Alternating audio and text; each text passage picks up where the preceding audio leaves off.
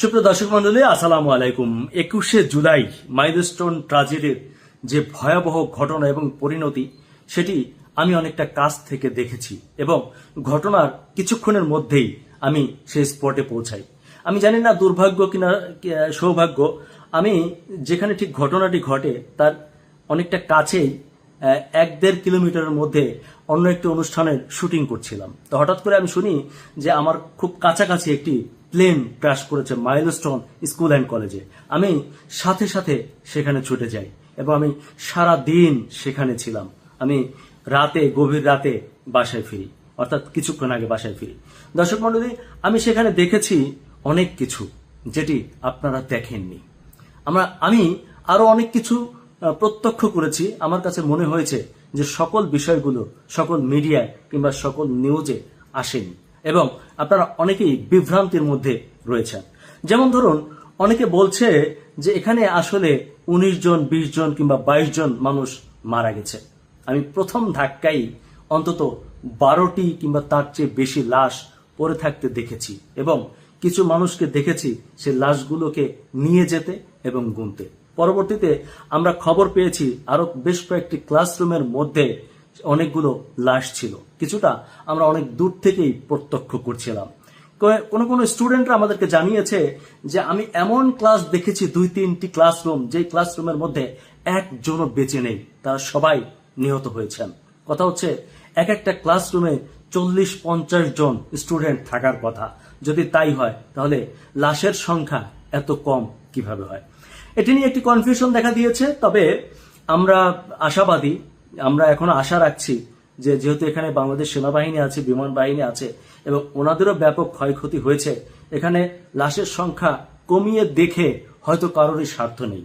তবুও প্রত্যাশা করব যে লাশের যে সঠিক সংখ্যা সেটি নির্ধারণ করে আপনারা জাতির সামনে তুলে ধরবেন। মনে রাখবেন, তা না হলে এই জাতি কিন্তু আপনাদেরকে কাউকেই কোনোদিনও ক্ষমা করবে না। আমরা মাইলস্টোন কলেজে যতগুলো শিক্ষার্থী নিহত হয়েছে, দগ্ধ হয়েছে, স্পটে মারা গিয়েছে, হাসপাতালে মারা গিয়েছে, আমরা প্রত্যেকের পুঙ্খানুপুঙ্খভাবে রেকর্ড চাই। সে কোন ক্লাসে পড়েছিল, তার বাবা মাকে, সে কিভাবে নিহত হলো। এবং আরেকটা জিনিস আমি চাই, আমি জানি যে মাইলস্টোন স্কুল অ্যান্ড কলেজে ডিজিটাল উপস্থিতি কাউন্টিং মেশিন আছে। আমরা জানতে চাই যে ওই দিন স্কুলে কতজন শিক্ষার্থী কে কোন কোন ক্লাসে উপস্থিত ছিল এবং তাদের কতজনের মৃতদেহ পাওয়া গেল। এই কথাটি আমি কাউকে টার্গেট করে বলছি না, তবে অনেকে সন্দেহ করছেন যে এই বিষয়টি নিয়ে একটি রাজনীতি হতে পারে। দর্শক মন্ডলী, আপনাদেরকে জানাতে চাই, বাহিনীতে যারা আছেন সবাইকে বলতে চাই, এই দেশে লাশ নিয়ে বহু রাজনীতি হয়েছে। আমরা অন্তত আমাদের সন্তানদেরকে নিয়ে আর কোনো রাজনীতি এই দেশে দেখতে চাই না। আমরা চাই যেন এটির একটি সুষ্ঠু তদন্ত রিপোর্ট আমাদের কাছে আসে এবং সত্যিকার অর্থে যারা নিহত হয়েছেন তাদের একটি তালিকা আমাদের কাছে স্পষ্ট হয়। আমরা যেন কোথাও থেকে অভিযোগ শুনি না যে এমনটি হয়নি, এমনটি হয়েছে কিংবা কম বেশি করা হয়েছে।